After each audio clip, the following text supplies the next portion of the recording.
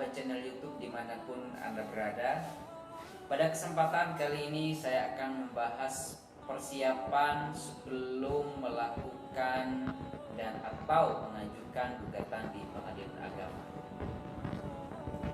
Tapi sebelum dilanjutkan, saya kembali mengingatkan bagi Anda semua untuk turut mendukung channel ini dengan cara tekan tombol subscribe, lalu aktifkan tanda loncengnya, kemudian like, komen.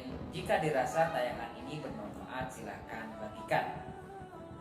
Saudara sahabat YouTube dimanapun Anda berada, setiap orang pasti pada suatu saat akan mengalami masalah. Ada sebuah permasalahan yang itu bisa diselesaikan secara pribadi, person per person, atau diselesaikan secara keluargaan. Maka tips kali ini bagaimana cara menyelesaikan permasalahan yang ada di pengadilan agama atau sebelum masuk ke sebelum masuk ke pengadilan agama. Yang pertama, ketika ada masalah keluarga, tentunya di pengadilan agama itu lebih titik fokusnya adalah kepada masalah hukum Islam. Yang pertama masalah perceraian, terus yang kedua masalah isbat nikah, terus yang ketiga adalah masalah waris dan juga sengketa-sengketa ekonomi Islam dan segala perjanjian yang itu diperjanjikan yang tunduk kepada hukum Islam. Oleh karena itu, sebelum masuk kepada tahapan itu, yang pertama harus dipersiapkan adalah ketika ada permasalahan antara pribadi per pribadi diselesaikan secara pribadi. Contohnya di dalam sebuah hubungan suami istri. Ketika ada riuk-riuk kecil ataupun riak-riak dalam rumah tangga, usahakan yang lain tidak boleh mendengar. Jangan sampai orang tua dari pihak suami maupun istri itu mendengar. Intinya ketika ada permasalahan rumah tangga antara suami dan istri, itu selesaikan berdua. Tidak boleh sampai disebarkan di medsos ataupun nanti di status ataupun curhat kepada orang, itu tidak boleh untuk tegaknya sebuah rumah tangga. Tetapi kalau memang sudah tidak bisa lagi diselesaikan secara pribadi per pribadi, orang per orang, maka diselesaikan nanti melibatkan pihak keluarga. Pihak keluarga dalam hal ini adalah orang yang dituakan atau orang yang mempunyai pengaruh baik di lingkungan keluarga maupun di lingkungan masyarakat atau sebagai tokoh masyarakat yang punya pengetahuan dan juga punya pengalaman untuk memberikan nasihat dan solusi. Nah, setelah hal itu tidak tercapai dan tidak ada kesepakatan untuk penyelesaian, maka salah satu jalan terakhir adalah melalui pengadilan agama pastinya. Kalau itu sesama orang Islam, tentunya untuk menyelesaikan suatu perceraian itu di pengadilan agama. Akan tetapi kalau itu non muslim, maka nanti diselesaikan di pengadilan negeri yang bersangkutan di mana domisili atau di mana orang itu tinggal. Nah, proses mengajukan ke pengadilan ini bisa sendiri atau melalui pengacara. Pilihlah orang pengacara yang tepat, yang betul-betul menguasai ilmunya dan juga menguasai lapangan. Dan jangan pernah gunakan calo, karena calo itu hanya mengada-ngada, tidak bisa.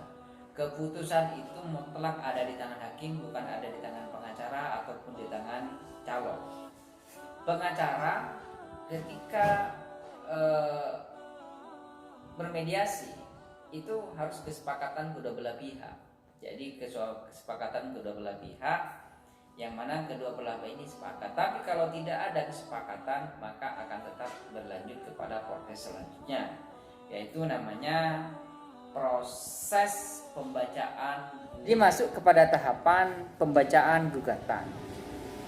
Setelah pembacaan gugatan, nanti pihak tergugat atau termohon itu juga bisa mengajukan jawaban. Nah, ada feedback kembali, timbal balik kembali. Setelah itu penggugat mengajukan juga replik, jawaban atau sanggahan daripada jawaban tergugat atau termohon.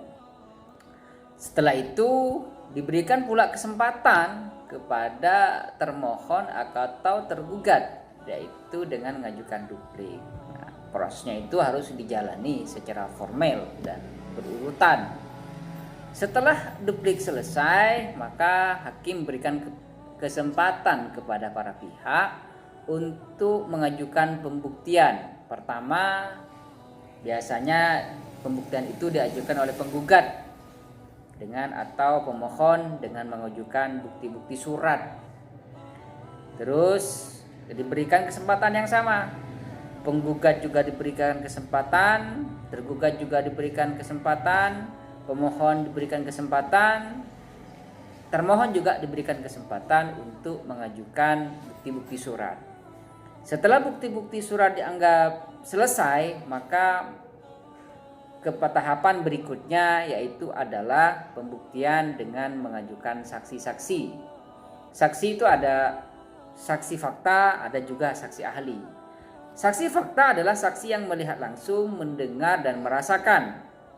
Sedangkan saksi ahli atau ahli adalah seseorang yang memiliki pengetahuan khusus atau spesialis khusus di bidang tertentu, yang itu harus bersertifikat dan itu mempunyai keahlian yang sudah teruji.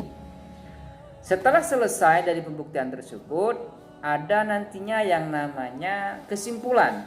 Jadi masing-masing para pihak diberikan kesempatan untuk memberikan apa isi-isi pokok uraian dari sejak awal mengajukan gugatan sampai nanti dari replik dupliknya, terus nanti saksinya dibahas di kesimpulan tersebut.